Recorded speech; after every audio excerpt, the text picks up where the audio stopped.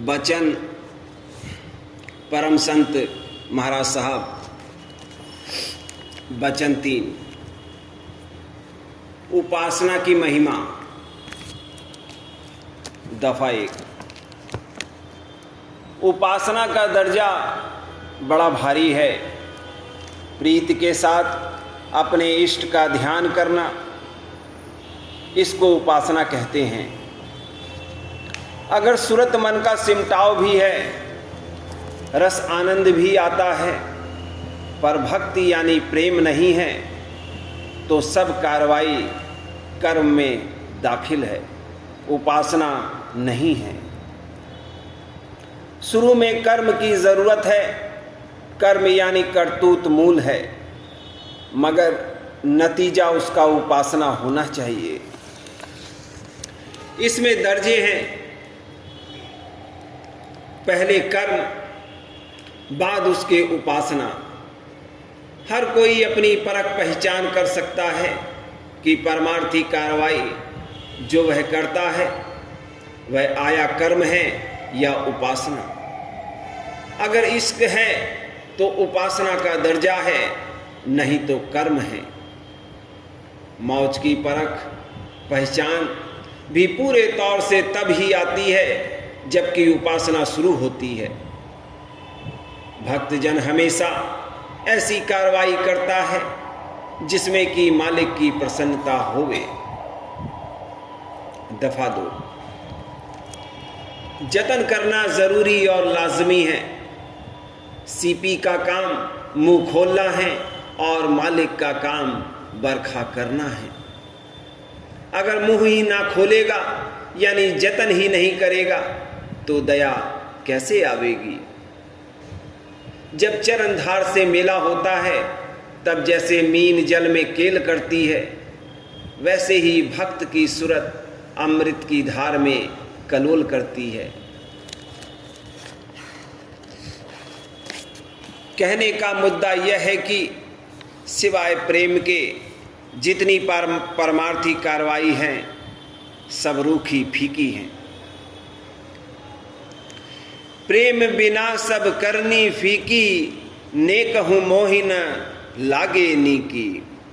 घट धन घट धुन रस दीजे। दफा 3,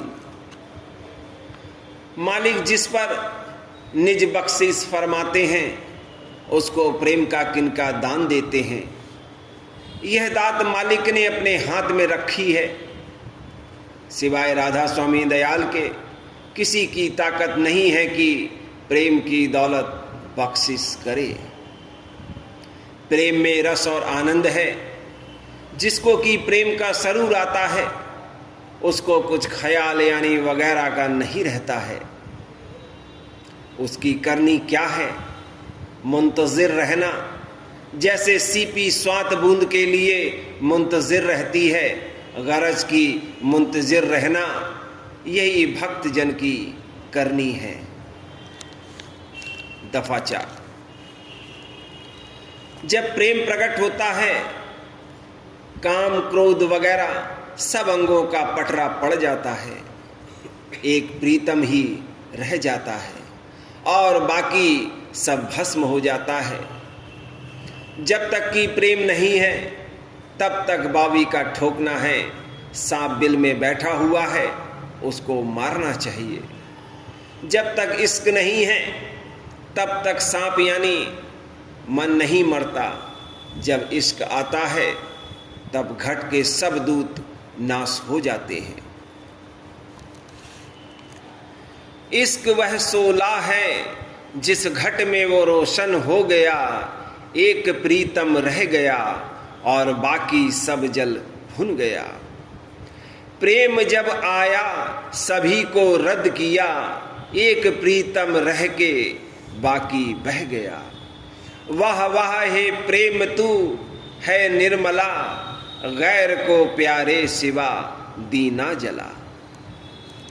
दफा 5, जब तक कि जिसके मन में मान है, तब तक उपासना नहीं है। वह गोया अभी प्रेम रूपी बाज के पंजे में आया ही नहीं है।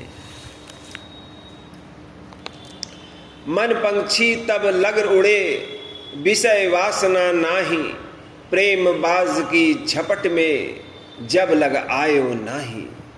जहाँ बाज बासा करे, पंछी रहे न और, जा घट प्रेम प्रगट भया, नहीं कर्म को ठौर। दफा 6। मान अंग कई एक किस्म का होता है, जात बिरादरी का, हसब नसब का, ओहदे हुकूमत का, गुण जौहर और हुनर का, और परमार्थी करनी का। 3 लोक तक किसी की ताकत नहीं है सिवाय राधा स्वामी दयाल कुल मालिक के, कि मान को मर्दन कर सके। कंचन तजना सहज है, सहज त्रिया का नेह, मान बड़ाई ईर्षा दुर्लभ तजनी एह। माया तजी तो क्या हुआ, मान तजा नहीं जाए, मान बड़े मुनिवर गले, मान सबन को खाए। काला मुँह कर मान का, आदर लावे आग, मान बड़ाई छाड़ कर, रहे नाम लौलाग।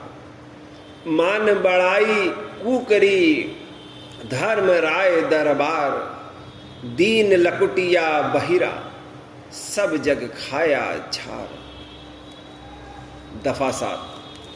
भक्त जन में अगर गुण जौहर या बल पौरुष है तो अपने प्रीतम का है, और जिसमें की आपा है तो उसका आपा नदारत किया जाता है। जीव की ताकत नहीं कि आपे को वह आप मार सके। राधा स्वामी दयाल हर तरह लड़ा भिड़ा के, हिला हिला के, मार मार के इसका आपा खोजते चले जाते हैं। सतगुरु तो ही छिन छिन पोसे, हंगता तेरी सब विधि खोसे, तू कर उन चरणन होसे, सदगुरु से मत कर रोसे। दफा 8।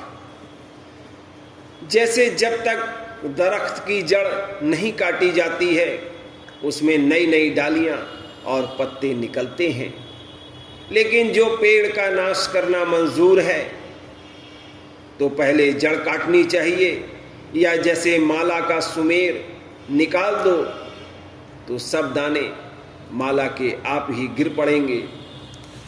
ऐसे ही आपा जो विकारों का मूल है, पहले राधा स्वामी दयाल उसको काटते हैं, उसी पर हमेशा नज़र उनकी रहती है।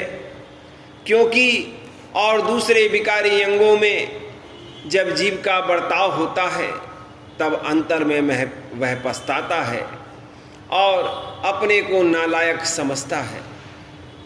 इससे मसाला खारिज होता है, लेकिन जो कोई इसकी मान बड़ाई करता है तो फूलता है। इसमें उल्टा सुर्त का बाहर बिखेर होता है और इसका कोई इलाज नहीं है सिवाय नज़र इनायत राधा स्वामी दयाल के। अगर दूसरा इसको नालायक कहे तो लड़ने को तैयार होता है, और आप अपने को जो वाकई नालायक समझता है तो उससे गुस्सा न होना चाहिए।